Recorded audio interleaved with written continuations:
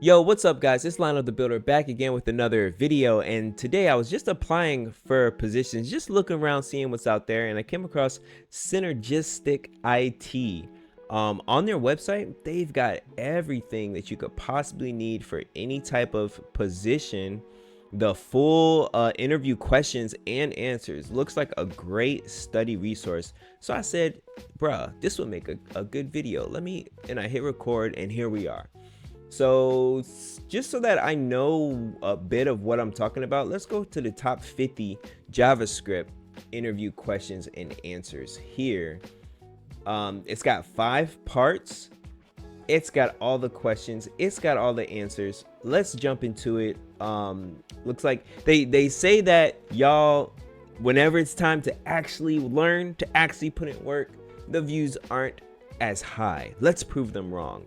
And let's do a little work. Put your thinking hats on. We're about to listen to this thing right here for a couple minutes. JavaScript is a valuable programming language for web development.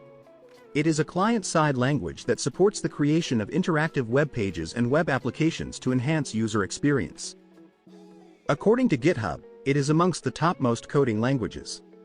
If you are planning to work as a JavaScript developer, then you need to prepare yourself for the interview process. The interviewers may ask you questions on basic and advanced topics to test your knowledge and skills. Practicing JavaScript interview questions and answers is essential to starting a career in JavaScript. So, let's get started. Question 1. What is JavaScript? Answer. JavaScript. Oh, it's like that. Okay. So he's going from the question to the answers. Okay, he was about to roll through all these probably. So let's see here. What is JavaScript? So JavaScript is a client-side, well, it could be used on the server as well, but it's a scripting language that has, I shouldn't be trying to freestyle. Let's just look at the answers. JavaScript is a lightweight interpreted programming language with object-oriented capabilities that allows you to build interactivity into otherwise static HTML pages. The general purpose core of the language has been embedded in Netscape, Internet Explorer. So it's deep within, used within web browsers, right? And object oriented. Y'all know what that means, right? Like JavaScript objects. And how do you explain what object oriented means? I think that's the proper way for us to do this. Let's open up my assistant here so that we can bring it down to earth, regular everyday language. Let's see.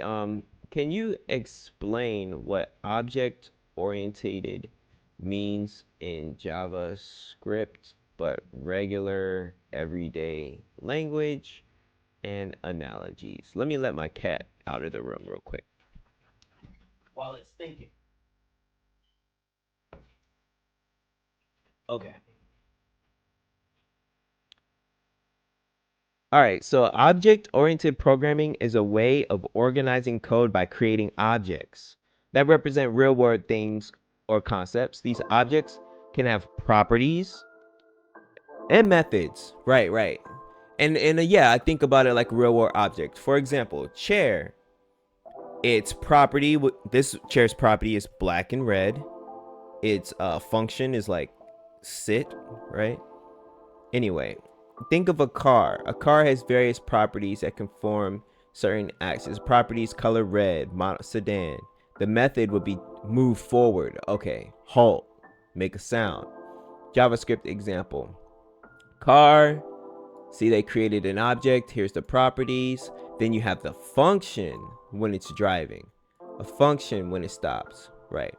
So a key concepts in object-oriented program. Classes. Think of a class as a blueprint for creating objects. Using our car analogy, a class would be the blueprint for creating any car. I thought that was constructor, but interesting. Objects. An object is an instance of a class. It's like making a specific car from the blueprint. Inheritance. This allows a class to inherit properties and methods from another class. True. For example, if you have a general vehicle class, a car, the class can inherit from it and add more features, right? Encapsulation. This concept means bundling the data, attributes, and methods, actions that operate on the data into a single unit It's like keeping all the car's features and behaviors. Polymorphism. This allows objects to be treated as instances of their parent's class. For example, a function that accepts any vehicle can work within a car, a bike, or a truck because they all inherit from the vehicle class. Simplified analogies, Lego sets. Think of instructions for building a Lego car. These instructions can be used to build multiple Lego cars. So basically, object-oriented programming is about declaring the object, creating it, and through inheritance, passing down its properties and functions instead of having to always rewrite everything from scratch. All right, class, object, inheritance. Suppose you have encapsulation. All the pieces and instructions for building the car in one box. Everything you need to build the car is bundled. Polymorphism. Whether you build a car, a truck, or motorcycle, they all follow the same basic vehicle building principles. You can interchange some parts and still create a functional vehicle. Let's create a vehicle.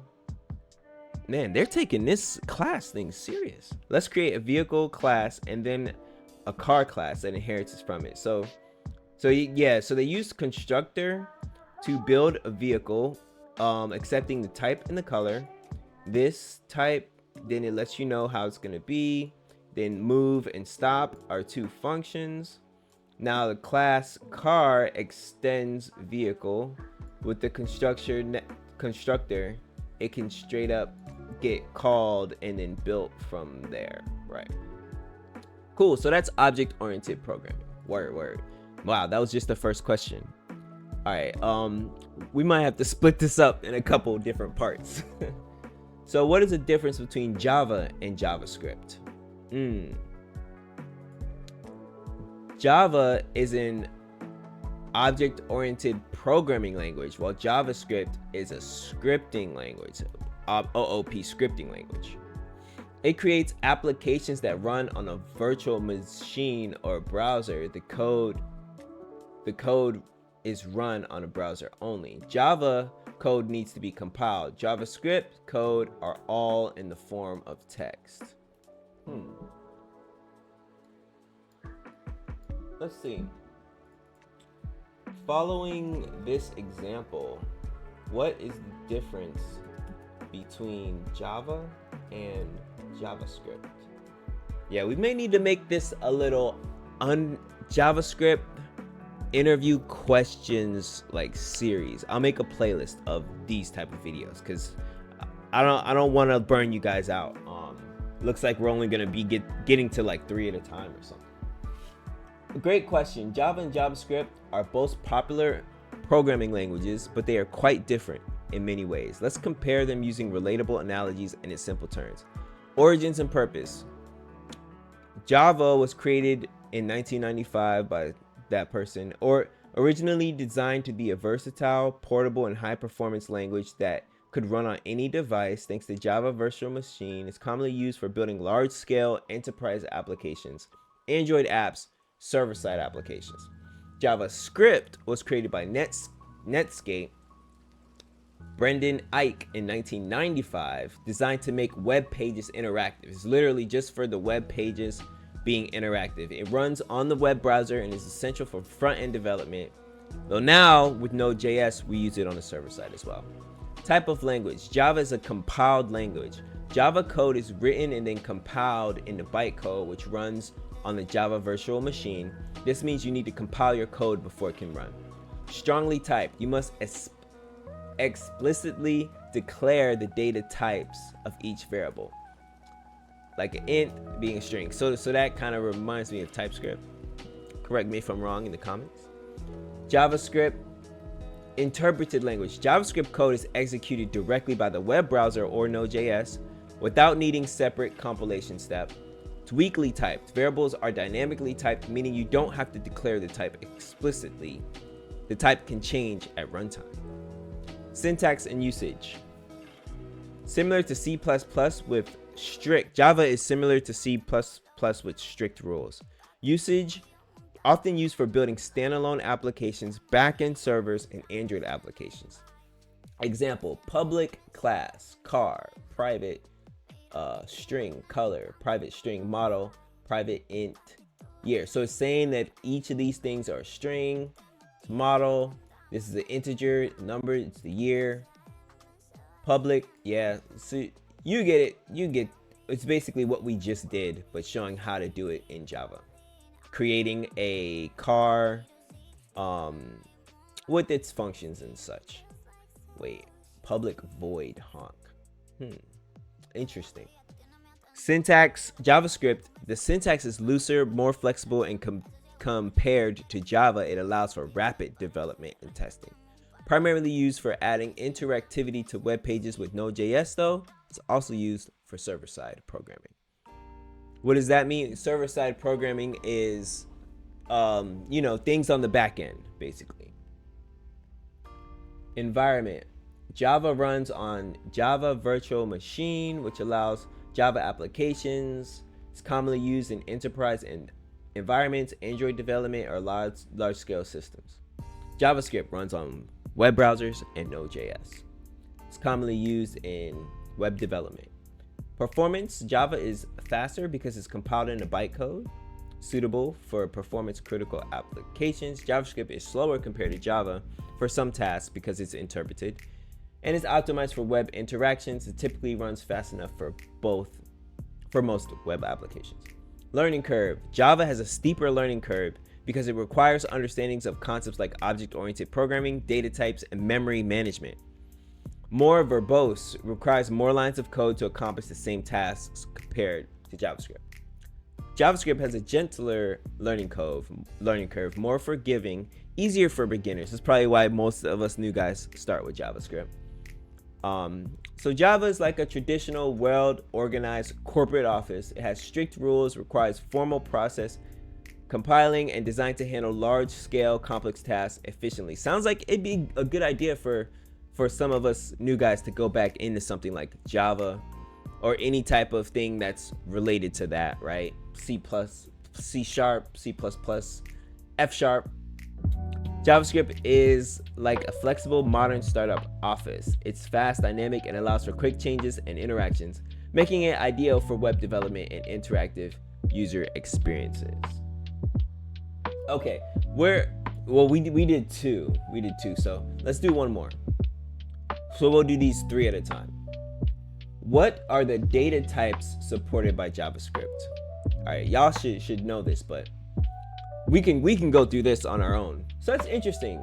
Hey, just like that, I would have probably struggled a little bit to properly explain. See, that's the thing. Like, I feel like I know things, but when it comes to me explaining them in an interview, I need to practice for that. So now I think I could talk my way through much better the difference between Java and JavaScript, especially what is JavaScript. So we're on question 3. We got a lot of these to go through. Look forward to them. Please, if you made it this far, like and subscribe so that you don't miss the next one. I'm gonna take you guys through all of these 50 things, but let's get this last one, get it rolling.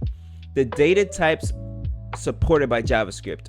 Is that 7? 1, 2, 3, 4, 5, 6. Yes, it's 7. That's interesting because y'all know about 7, right? The 7 days of the week, 7 colors of the rainbow, 7. It's always 7. Anyway, undefined, meaning it's not defined, right? You don't know what it is. It hasn't been defined at all. Null, meaning what's the difference between undefined and null? I know that null, you can set it as being null, right? Undefined, it means you haven't even set it as anything. Null means it's still nothing, but you set it that way. Correct me if I'm wrong in the comments, but that's how I feel about it. Boolean is something that's true or false. String, letters, right? A string is basically a sentence. Symbol is a symbol, that's self-explanatory. Number, come on now, that's an integer basically. And an object, y'all, we just went over what object is. So I'm surprised that that's an interview question, but yeah, that's the 7 ones. Make sure y'all memorize that. I may do more next time, didn't want this to be really longer than 15 minutes. Join the Discord, man, where we got a lot of things planned for you guys. Join theschool.com. We're a growing community of junior developers, we have mentors in there as well. We're creating this entire software developer gang. So get with a real group like us, man. Having a community is very, very key these days, man. It's hard out here, but we're gonna keep learning. We're gonna keep growing. We're gonna keep going at it every single day. I'm Lionel the Builder, and I'll see y'all next time. Peace.